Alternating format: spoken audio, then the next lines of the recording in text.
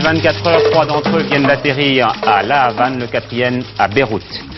L'aide de l'État aux agriculteurs pour rattraper leurs pertes de revenus, 5,5 milliards.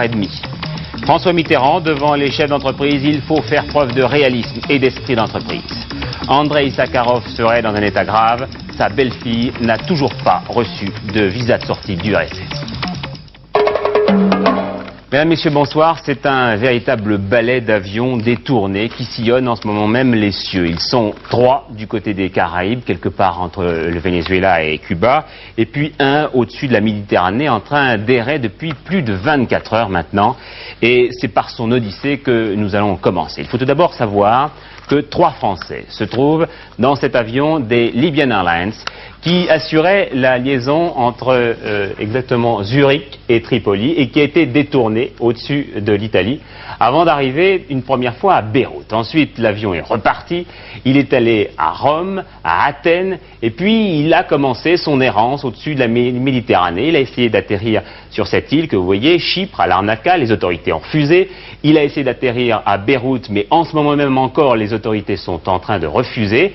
Et puis, il est au-dessus de l'avion, de l'aéroport de Beyrouth, en attendant que les feux s'allument et de pouvoir atterrir sur cette piste libanaise, alors même qu'il n'a pratiquement plus une goutte d'essence dans son carburateur. Nous allons tout de suite rejoindre Victor Vraman qui assurait notre liaison à Rome et qui a suivi pour nous toute cette histoire depuis l'aube, depuis exactement 24 heures, depuis le début de ce détournement d'avion au-dessus de l'Italie.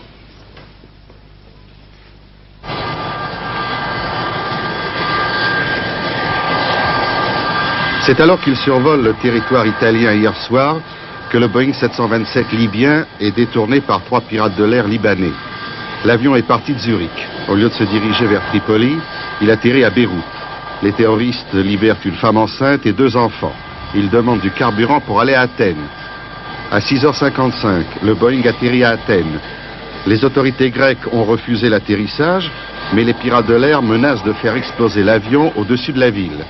Pour montrer leur détermination, les terroristes ont même blessé un passager, menaçant de le tuer en cas de mauvaise volonté de la part des gouvernements concernés.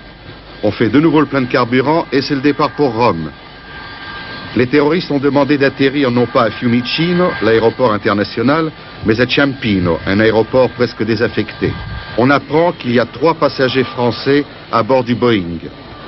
Les terroristes demandent aussi une ambulance, sans doute pour le passager blessé, et puis ils renvoient l'ambulance sans explication. Les autorités italiennes donnent aussitôt leur accord quand les terroristes exigent le plein de carburant.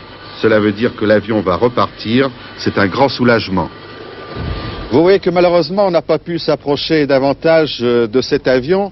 Quoi qu'il en soit, on commence à connaître et même à bien connaître ce mouvement terroriste chiite qui a déjà effectué 5 détournements d'avions en l'espace d'1 an et demi. À chaque fois, il s'agissait d'attirer l'attention sur le cas de l'imam Moussa Sadr, qui a été pendant longtemps le chef de la communauté chiite du Liban, une communauté qui compte 2 millions de fidèles. L'imam Moussa Sadr a mystérieusement disparu le 31 août 1978, alors qu'il se rendait de Tripoli à Rome. Et d'après les pirates de l'air, l'imam Moussa Sadr a été enlevé par le colonel Gaddafi. Après 3 heures de stationnement sur l'aéroport de Ciampino, l'avion décolle. Les terroristes n'ont pas tellement insisté pour parler aux journalistes. Maintenant, le monde entier sait qu'un commando libanais a détourné un avion libyen et qu'il exige la libération par le colonel Kadhafi de l'imam chiite Moussa Sadr. Voilà, et je le rappelle, en ce moment même, l'avion est toujours en train de tourner au-dessus des pistes de Beyrouth. On me dit que les autorités ont accepté finalement que l'avion atterrisse, cela dit. Pour l'instant, la piste principale n'a toujours pas été dégagée. Il paraît que les pirates de l'air sont en train de perdre patience. Et puis pendant ce temps, à 10 000 km de là, un autre détournement, il faudrait dire un triple détournement, car pour la première fois, simultanément, 3 avions vénézuéliens ont été piratés. Après, là aussi, vous le voyez, une navigation pour le moins turbulente. Les 3 avions viennent d'atterrir à Cuba, à La Havane. Jean-Claude Darigo.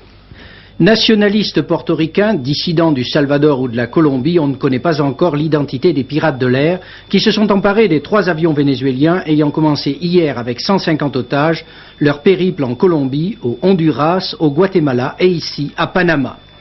La revendication des pirates de l'air, 10 millions de dollars et la libération immédiate de 12 prisonniers politiques vénézuéliens. Le Venezuela a déjà répondu non aux exigences des terroristes. Les 2 ou peut-être 3 avions auraient atterri à Cuba. Les passagers ne semblent pas avoir été brutalisés ou blessés. Et maintenant Moscou, car les nouvelles qui nous parviennent d'Andrei Sakharov sont assez alarmistes. Il serait dans un état extrêmement grave, a dit sa belle-fille, qui venait d'avoir au téléphone le président de l'Académie des sciences du RSS. Et pendant ce temps, l'académicien dissident faisait savoir dans un nouveau message que sa mort signifierait un assassinat. Et pourtant, il dit, nous ne voulons pas nous suicider, ma femme et moi arrêterons notre grève de la faim dès que ma belle-fille aura reçu un visa pour s'expatrier. Eh bien, ce visa, aujourd'hui encore, les autorités soviétiques l'ont refusé à Lisa Alexeyeva. On lui disait simplement que le fonctionnaire chargé de son dossier était absent pour raison de maladie. Première réaction, vous allez l'entendre dans Antenne de Midi, celle de la fille de Sakharov. Mes parents iront jusqu'au bout. Mais tout d'abord, Patrick Menet à Moscou. Sakharov se trouve dans un état très grave. C'est le président de l'Académie des sciences du RSS, Anatoly Alexandrov, qui l'a révélé cet après-midi. La nouvelle de l'extrême faiblesse de Sakharov a provoqué chez ses amis une réaction de désespoir. On était sans nouvelles de lui depuis vendredi. Sa grève de la faim dure depuis 17 jours et il a assuré qu'il irait jusqu'au bout. Tous les éléments du dossier sont donc connus et le dénouement, quel qu'il soit, interviendra très vite. Ce soir, pourtant, rien ne permet de miser sur la clémence du Kremlin. Le visa de sortie a été refusé aujourd'hui même à la belle-fille de Sakharov. Or, c'est autour de ce petit bout de papier que tourne toute l'affaire. Mais il est certain aussi que les dirigeants soviétiques s'interrogent ce soir et pèsent le pour et le contre. Laisser mourir Sakharov, c'est détruire pour longtemps cette image apaisante, rassurante que l'URSS cherche désespérément à se donner face au monde. Alors je vous le disais donc, première réaction, celle de la fille de Sakharov dans Antenne de Midi. Mes parents, a-t-elle dit, iront jusqu'au bout, c'est-à-dire jusqu'à ce que Lisa soit autorisée à rejoindre son mari aux États-Unis. Мои родители прекратят голодовку только в том случае, Mes parents cesseront la grève de la faim seulement если Лиза будет выпущена из Советского Союза. si Lisa obtient son visa de sortie. Относительно собственной миграции, Сахаров сказал год тому назад, Il y a un an, Sakharov nous a dit, parlant de son émigration à lui, d'une éventuelle émigration, что он не исключает этой возможности для себя и этого права для себя, que c'est une possibilité qu'il n'exclut pas, que c'est un droit qu'il se réserve, но что в этой ситуации это не зависит от него и, следовательно, нечего обсуждать. mais que rien ne dépendait de lui et que par conséquent c'est une question qui n'est pas à l'ordre du jour. Le dossier agricole ce soir à propos bien sûr de la conférence annuelle agricole. Et c'est finalement une enveloppe de 5,5 milliards de francs qui a été débloquée par le gouvernement pour essayer d'aider les agriculteurs à maintenir leurs revenus pour 81. Mais tous ne seront pas assistés de la même façon. Jean-Louis Calmejane. 5,5 milliards dont il faut noter que la moitié sera payée par le Crédit Agricole se répartissent comme suit. D'abord, des aides à caractère social, c'est à proprement parler le soutien du revenu agricole. Ensuite, des aides à caractère économique, comme par exemple l'organisation des marchés. Troisièmement, des mesures accompagnant le développement agricole. C'est le cas par exemple de la recherche des débouchés à l'extérieur. Et enfin, des aides à l'investissement. Ce qu'il faut savoir, c'est que pour l'aide aux revenus, ce sont les exploitants qui déclareront un chiffre d'affaires inférieur à 250 000 francs, soit 25 millions de centimes, qui toucheront ces aides. On estime à peu près à 300 000 exploitants le nombre de ces personnes qui toucheront ces aides. Inutile de vous dire que ce sont des décisions qui ont suscité des réactions différentes de part et d'autre cet après-midi. Les agriculteurs jugeront, faisant la différence entre la situation qu'on leur fait à eux, c'est-à-dire qu'on ne maintient en gros que le revenu des agriculteurs qui ont moins que le SMIC, et puis celle qui est faite à d'autres catégories socioprofessionnelles. Nous avons fait tous un pas en avant. Le gouvernement ne comptait pas, disons, mettre autant. et les agriculteurs souhaitaient peut-être plus, mais nous sommes arrivés à, comme toujours dans un accord, à une situation qui, je crois, donne satisfaction. Le Premier ministre a donné rendez-vous aux organisations agricoles fin mai, début juin, et il propose que la conférence annuelle ne se déroule pas comme d'ordinaire à cette époque-ci, mais qu'elle se déroule dorénavant, plutôt au moment où l'on préparera le budget de l'agriculture. Alors tout cela évidemment paraît un peu aride et ce n'est pas des marches de l'hôtel Matignon que l'on saisit le mieux les réalités difficiles du monde paysan. Aussi, notre équipe est-elle allée enquêter sur place, en Vendée. Une exploitation agricole en Vendée. Les Thomas sont agriculteurs.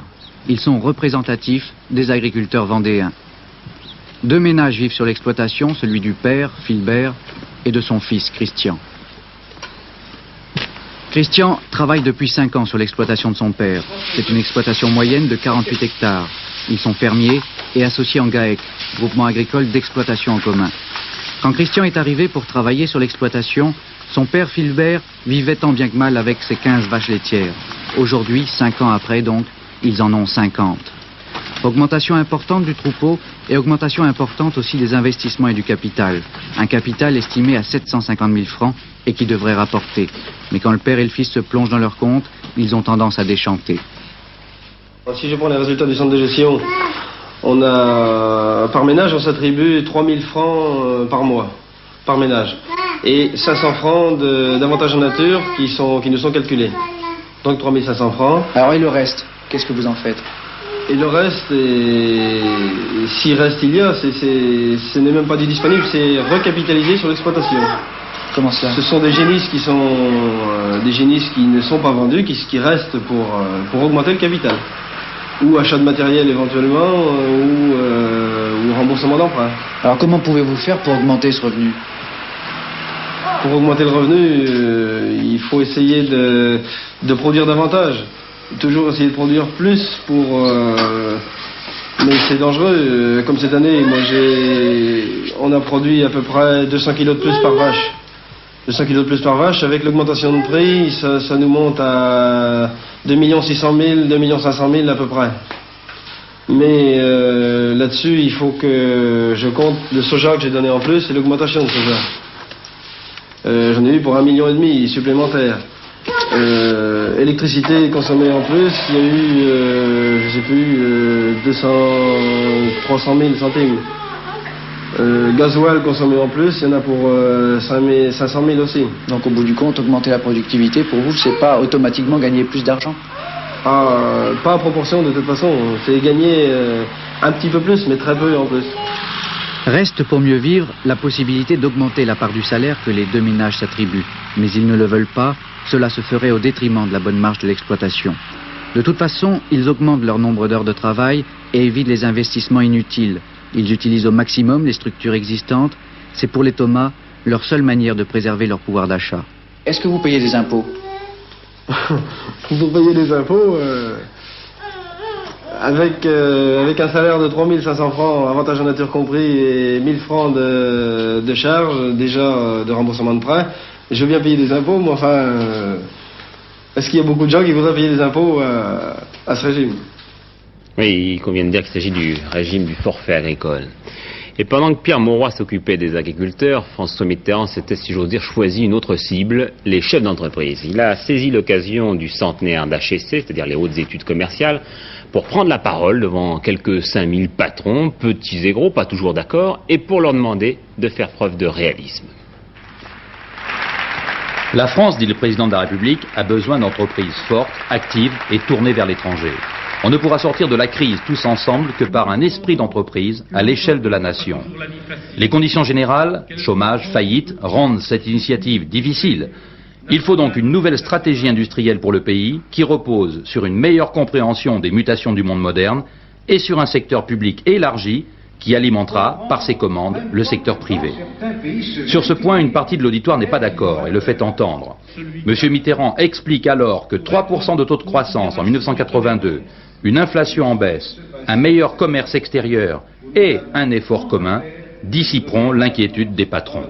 Et lorsque j'entends, d'autre part, l'expression de votre inquiétude ou de l'inquiétude de bon nombre d'entre vous, Alors, je ne cherche pas a priori à savoir si l'un a raison et l'autre tort. Et je pense, comme vous qui le disiez il y a un instant, adversaire ou partenaire. Les chefs d'entreprise ne doivent pas être des adversaires, mais des partenaires. Peut-être devront-ils comprendre qu'il ne faut pas considérer les responsables de la France comme des adversaires, mais aussi comme des partenaires. Et c'est en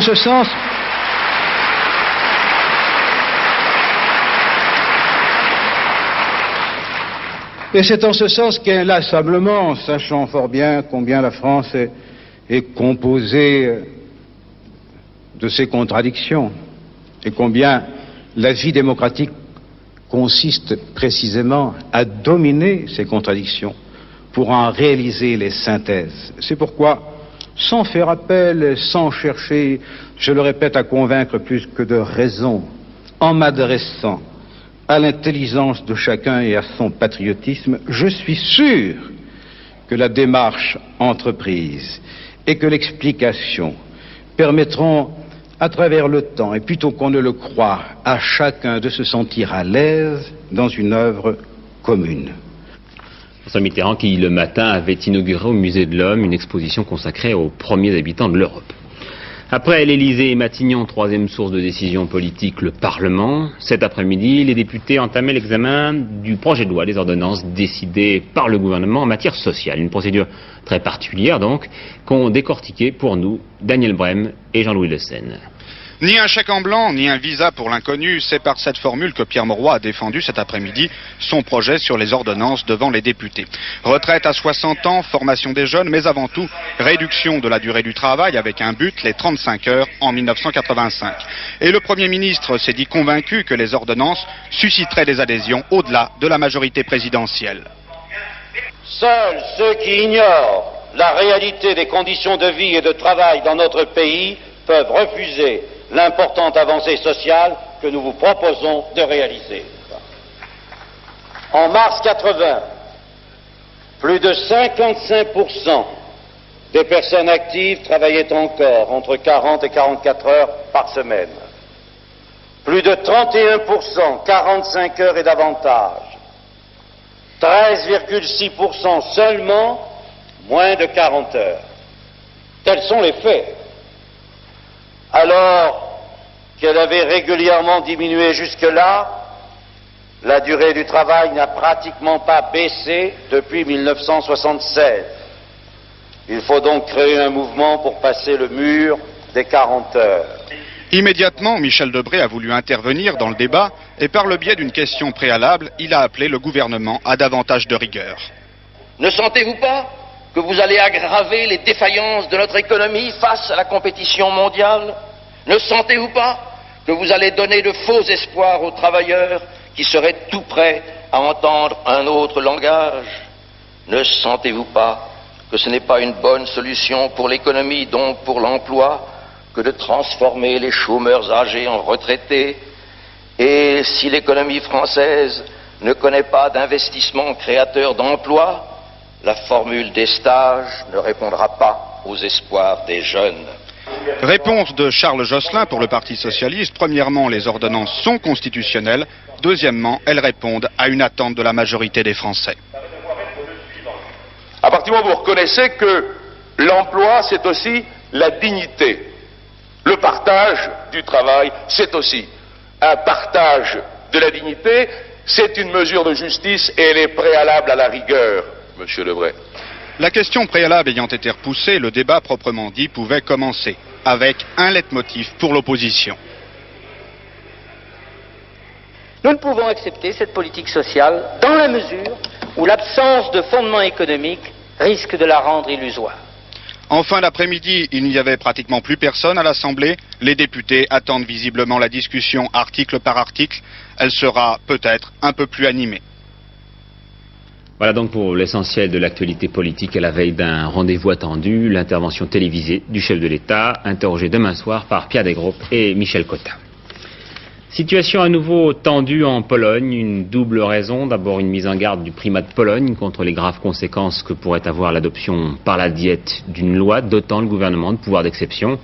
Ensuite et surtout l'enregistrement clandestin d'une réunion à huis clos de l'état-major de solidarité et sa diffusion plusieurs fois à l'antenne, à la radio et à la télévision. Un véritable matraquage destiné à discréditer Lech Walesa. Notre envoyé spécial Jean Offredo a vu ces émissions. Tant du côté du pouvoir que du côté de Solidarité, on semble se préparer à Varsovie à une inévitable confrontation, ce qui rend les démarches des modérés de tous bords très délicates. Ainsi, le primat de Pologne, Monseigneur Glemp, a écrit au Parlement polonais afin de lui demander de ne pas adopter le projet de loi d'exception s'il lui était présenté. Mais la marge de manœuvre du numéro 1 polonais, le général Jaruzelski, est de plus en plus étroite. Des rumeurs sérieuses circulent aujourd'hui à Varsovie d'un prochain voyage du numéro 1 polonais à Moscou et de la convocation d'un nouveau plénum du comité central qui pourrait procéder à des changements de personnes dans la direction du parti. Il est un fait que les durs du parti ouvrier, sous la direction de Stefan Olszewski, redressent assez spectaculairement la tête. Il n'est pas osé de dire que la Pologne se prépare à des heures et à des journées très difficiles. Pour aider les Polonais, la ville de Paris fera bientôt décoller un avion de cargo de quelques 120 tonnes de nourriture et de médicaments dont les fonds seront collectés samedi dans les mairies. Fin de la visite de Claude Cheysson en Israël. Elle était surtout destinée à préparer le terrain avant celle de François Mitterrand, qui se passera, nous le savons maintenant, du 10 au 12 février. Apparemment, à écouter le ministre des Relations extérieures, mission accomplie, les malentendus sont dissipés.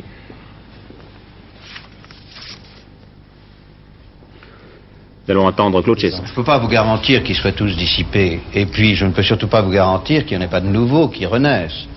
Je constate pour certains de ces malentendus qu'ils ont été dus à des interprétations d'un mot qui avait été vu dans un contexte différent. Donc il est possible que cette fois-ci aussi un mot, peut-être un mot que je suis en train de vous dire, soit interprété dans un contexte différent. Je crois cependant qu'il y a beaucoup moins de chances que ceci se passe. Pourquoi? Parce que nous allons maintenant entrer dans une relation régulière entre la France et Israël. La visite du président de la République en sera évidemment le point culminant dès le départ. Mais il y aura des échanges de visites entre les ministres. Cette première visite à Jérusalem par le ministre des Relations extérieures sera suivie d'autres. Nous avons invité M. Shamir à venir à Paris, j'espère qu'il y sera bientôt. La commission mixte, qui, je ne sais pas pourquoi, avait été mise en sommeil depuis 1971, elle ne s'est pas réunie depuis 10 ans. C'est absolument incroyable. Nous avons eu plus de rapports avec le Burundi qu'avec Israël dans les 10 dernières années. Ceci est terminé. Nous allons nous voir souvent. Nous allons nous téléphoner. S'il y a une inquiétude, eh bien on se téléphonera en disant « Dites-moi, vous avez utilisé un mot incroyable hier, qu'est-ce que ça veut dire ?» On s'expliquera.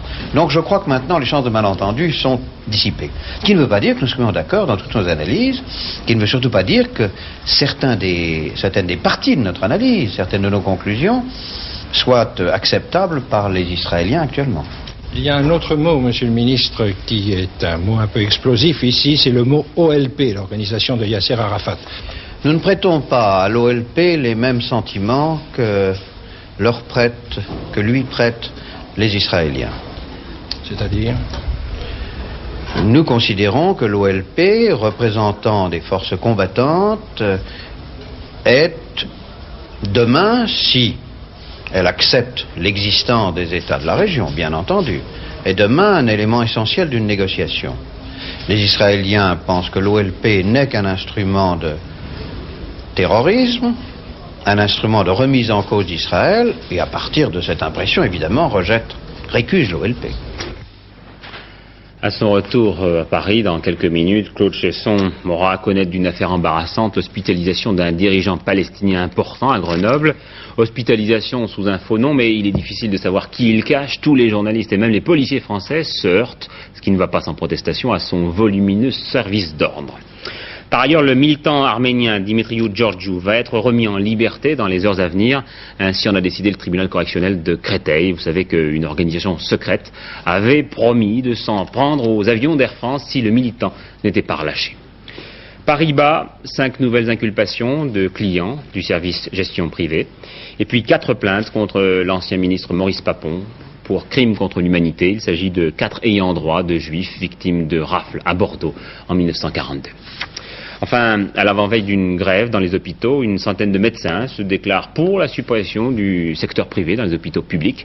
Et le ministre Jacques Ralite précise dans Le Monde cet après-midi que cette suppression ne se ferait pas, comme on l'a dit, le 1er janvier prochain. Notre enquête de ce soir est de circonstance à 2 semaines de Noël. Il s'agit du jouet.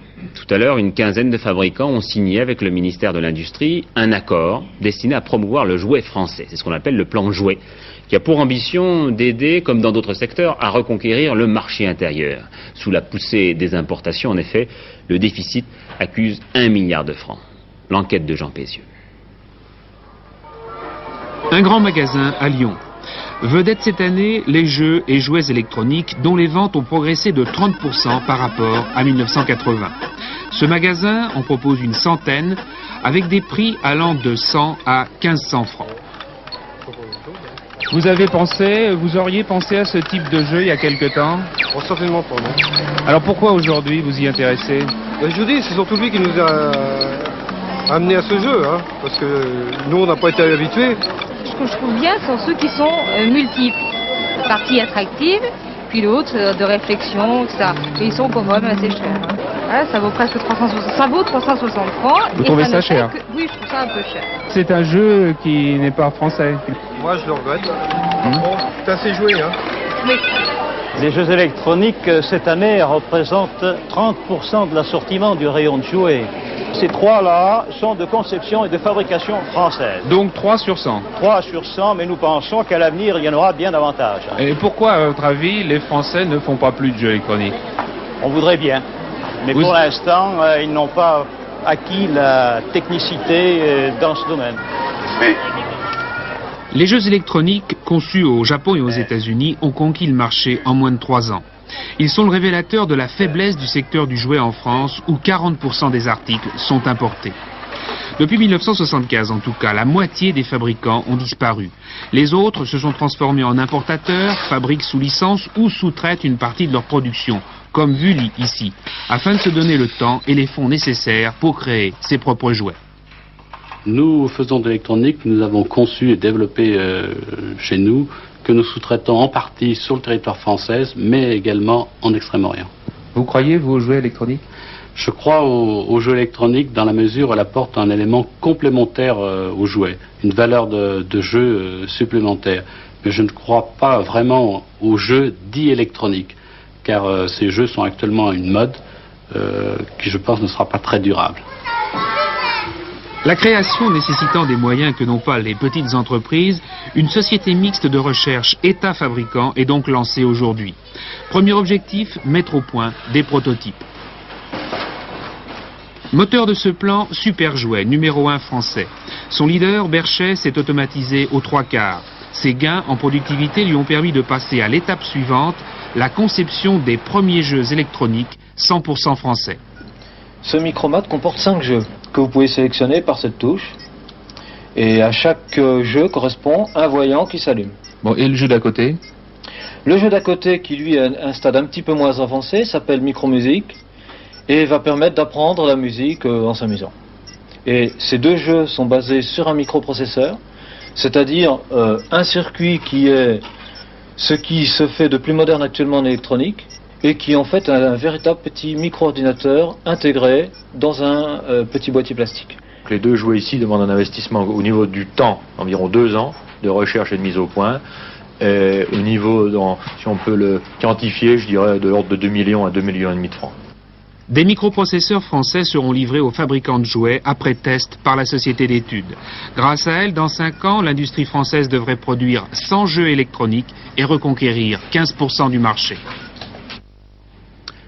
Il faut maintenant que je vous raconte l'histoire qui est arrivée à l'un des responsables des sous-marins classiques, le commandant Rousse. Il s'est vu signifier par le ministre des Armées 45 jours d'arrêt de rigueur parce qu'un jour, dans une réunion, il a dit à ses subordonnés qu'en demandant des voitures de service pour se déplacer dans le port de Toulon, eh bien, il se conduisait tout simplement comme seraient censés le faire des députés socialistes. 45 jours d'arrêt de rigueur.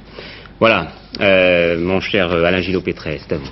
Pour la météo, avec de mauvaises nouvelles, je crois. Oui, cette fois, ça y est, les choses sérieuses vont commencer. Demain, l'hiver attaque. Les températures douces relevées à 13h aujourd'hui par le météo national, pour le moment c'est fini. Il faisait 7 degrés à Lille, c'était le minimum à 13h, maximum 19 degrés à Perpignan. Oh, j'ai l'impression que les nuages sont en bas et que la mer est en haut là, oui. Le monde en est tout retourné. Pour demain, pour surtout cette nuit et demain matin, une zone de mauvais temps accompagnée d'une chute brutale des températures envahira la moitié nord du pays et surtout au nord de la Seine, ce qui signifie qu'il y aura de la pluie et de la neige, y compris sur le bassin parisien et le nord-est, et des routes glissantes, donc attention. Dans l'après-midi, ça ira mieux, avec toujours des éclaircies et des passages nuageux, accompagnés de giboulées de pluie ou de neige. Au sud, si on peut voir la carte, ce serait mieux, mais enfin c'est pas grave, je peux vous dire de mémoire ce qui va se passer, merci. Au sud de la Seine, c'est encore l'automne, toujours frais, mais un temps instable, éclairci, passage nuageux accompagné de pluie en plaine et de neige sur les montagnes. Il neigera à partir de 1200 mètres. Beau temps sur la Méditerranée grâce à un fort Mistral. Le vent soufflera de force 9 à 11 avec de vagues de 10 à 12 mètres en Méditerranée. Beau temps également des Charentes au sud de la Bretagne grâce à un vent de nord-ouest assez fort. C'est long mais c'est important. C'est l'hiver qui attaque. Les températures prévues pour demain en baisse évidemment. Des gelées de 0 à -2 au nord et au nord-est demain. Et l'après-midi de 5 à 11 degrés seulement. 15 degrés en Corse. Notre éphéméride pour terminer rapidement. Mercredi 9 décembre demain. Les heures du soleil. Levé 8h34. Couché 16h52, c'est la Saint-Pierre-Fourier et la Saint-Nectaire. Voilà, et puis à 23h30, Hervé Claude développera les principaux titres de la journée. Je vous les rappelle. Tout d'abord, le détournement de l'avion des Libyan Airlines sur Beyrouth. Il vient à l'instant, avec 3 Français à son bord, d'atterrir sur l'aéroport. L'aide de l'État aux agriculteurs pour rattraper leurs revenus, 5,5 milliards de francs. Andrei Sakharov serait dans un état grave. Sa belle-fille n'a toujours pas reçu de visa de sortie de l'URSS. Enfin, libération de Dimitriou Georgiou, le militant arménien. Bonsoir à tous. À demain 20h.